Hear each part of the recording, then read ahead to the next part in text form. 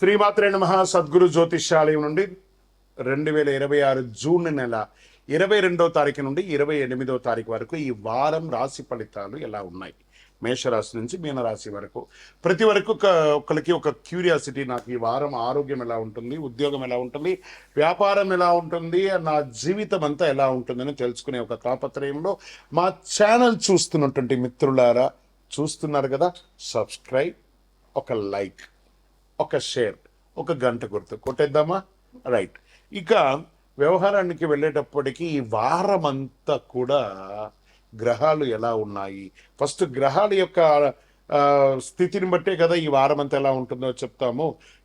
గురు భగవానుడు కర్కాటకంలో ఉచ్చ స్థితిలో ఉన్నాడు, అద్భుతాన్ని ఇస్తున్నాడు. శని మీనరాశిలో వక్రగతిలో ప్రభావం చేస్తున్నాడు. కుజుడు సింహరాశిలో ఉండడం వల్ల ధైర్యం, రాజకీయ నాయకత్వ అంశాలు జరపబడుతున్నాయి. రాహు కుంభంలో, కేతు సింహంలో ప్రభావం చూపుతున్నారు.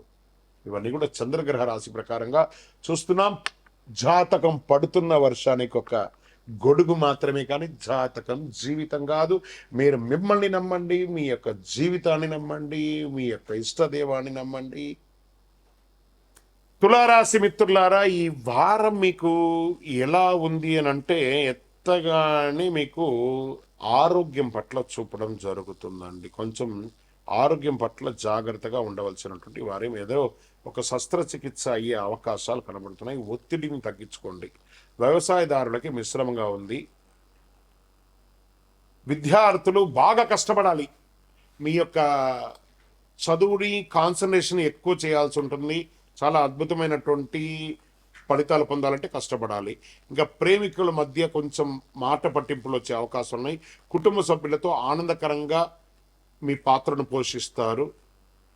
విదేశీయ ఉద్యోగం, విదేశీయ చదువు కోసం ప్రయత్నం చేసే వాళ్ళకి వీసా లేదా ఇమిగ్రేషన్లో కాస్త డిస్టర్బెన్స్ కనబడుతున్నాయి, జాగ్రత్త పడండి.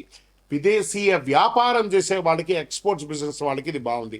ఇంకా సినిమా, టీవీ కళారంగం వారికి కొత్త అవకాశాలు, ఆడిషన్స్, ప్రేక్షక ఆదరణ ఇవన్నీ వచ్చే అవకాశాలు ఉన్నాయి. రాజకీయ నాయకులకి ప్రజాక్షేత్రంలో కాస్త ఇబ్బంది కనబడుతుంది, జాగ్రత్త. మీ మాటకు ప్రాధాన్యం తగ్గే అవకాశాలు కనబడుతున్నాయి. ఇక రియల్ ఎస్టేట్లో ఆస్తి విలువలు పెరిగే అవకాశాలు ఉన్నాయి, కాస్త వెయిట్ చేయండి, మంచి అవకాశాలు. కోర్టు వ్యవహారాలు మీకు రాజీ మార్గం ద్వారానే ఫలితం వస్తుంది, కానీ వ్యవహారికంగా మీకు ప్రతికూల ఫలితాలు కనబడుతున్నాయి. కొత్త వ్యాపార ఒప్పందాలు ఇప్పుడు వద్దు. వ్యాపారస్తులకి భాగస్వామి వ్యాపారాలు చేసుకునేటప్పుడు చాలా జాగ్రత్తగా ఉండండి. ఉద్యోగస్తులకి మిశ్రమ ఫలితాన్ని కూడా కల్పిస్తుంది. షేర్ మార్కెట్ ట్రెండింగ్ని హెచ్చుతగ్గులు కనబడుతున్నాయి. ఎఫ్ఎంసీజీ రంగాల వారికి దృష్టి పెట్టుకోవచ్చు చెప్పచ్చు.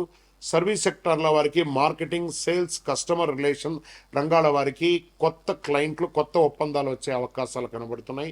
ఉద్యోగస్తులకి ఉన్నతాధికారుల యొక్క నుంచి ప్రెషర్ వస్తుంది. మీ కింద ఉద్యోగస్తులకి తోటి ఉద్యోగస్తుల మధ్య మిశ్రమ ఫలితాలు. ఓవరాల్ ఈ వారం జాగ్రత్తగా ఉండవలసినటువంటి ఒక వారంగా కూడా చెప్పడం జరుగుతుంది. అదృష్ట సంఖ్య 6. తెలుపు రంగు మీకు చాలా కలిసి వస్తుంది.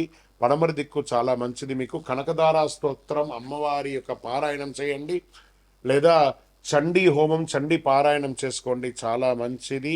పేదవాళ్ళకి వస్త్రాలు దానం ఇవ్వండి. బాలబాలికలకి పుస్తకాలు, పెన్సిల్ బ్యాగ్స్ అంటే కూడా ఇవ్వండి.